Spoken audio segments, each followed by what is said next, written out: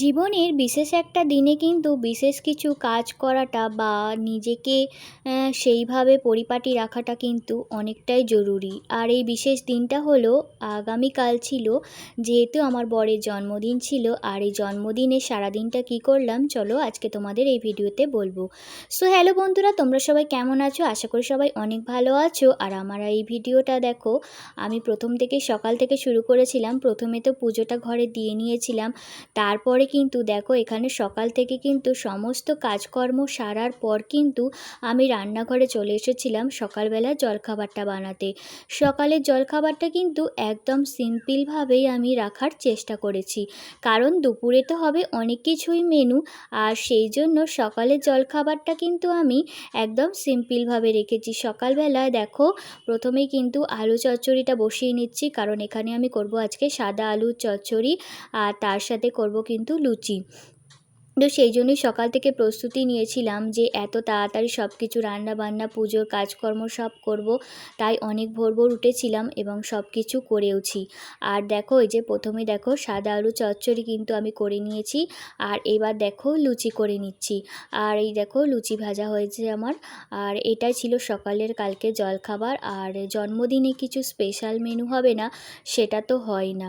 তো চলো, এই যে দেখো আমার কিন্তু লুচি ভাজাটা হয়েছে, আর এখানে দেখো সব কটা লুচি আমি কিন্তু এখানে ভেজে নিয়েছি।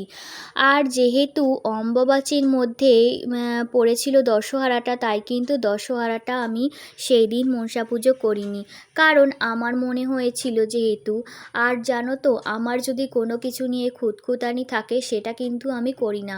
তাই মনে হয়েছিল যেহেতু বরের জন্মদিন শনিবার, আর সেহেতু কিন্তু সেদিনই পুজোটা করে নেব, তাই সেই মতো আমি সেদিন পুজোটা করে নিয়েছি। আর এই যে দেখো আবারও কিন্তু এখানে রান্নাঘরে চলে এসেছি, সব রকম কিন্তু সবজি কেটে নিয়েছি, কারণ এখানে আমি আজকে বানাবো ফ্রায়েড রাইস। চলো আবারও রান্নার দিকে যাই। আর এই যে দেখো সব আমি কেটে নিয়েছি, এবার একে একে কিন্তু এগুলো আমি সব ভেজে নেব। তো এখানে দেখো গাজর, ক্যাপসিকাম, বিনস, এখানে পেঁয়াজ সব কেটে নিয়েছি, আর বানাবো আজকে চিলি চিকেন। আর তার জন্য দেখো এখানে আমি চিলি চিকেনটা করার জন্য এখানে মাংসটাই ম্যারিনেট করে রেখে দিয়েছি, আর মাংসটাকে ভাজবার এখানে সসগুলো সমস্ত কিছু আমি রেডি করে নিয়েছি। আর আজকে অনেক কিছু মেনুতে আছে, তোমরা একটু পজ করে দেখে নিও এখানের মেনুগুলো আজকে কি কি ভাজা করেছিলাম, চাটনি, পাঁপড়, দই, মিষ্টি, আর দেখো ফ্রায়েড রাইস, চিলি চিকেন, আর পায়েস তো অবশ্যই করেছি। আর সব কিছু দিয়ে কিন্তু দুপুরবেলা এখানে সাজিয়ে গুছিয়ে খেতে দিয়েছিলাম। আর এরপর দেখো সন্ধে হয়ে গেছিলো, সন্ধেবেলা কিন্তু একটু রেডি হয়েই চলে গেছিলাম একটু বাইরের দিকে, কারণ জানো তো একটু ঘুরতে আমার তো খুবই ভালো লাগে, বা সপ্তাহে একদিন তুমি যদি বেরো তোমার কিন্তু খুবই ভালো লাগবে। তাই দেখো আমরা তিনজনে মিলে কিন্তু রেডি হয়ে সন্ধেবেলাটায় চলে গিয়েছিলাম ঘুরতে। ঘুরতে বলতেই সামনের পিঠেই যাব, আর বেশি দূরে তো যাব না।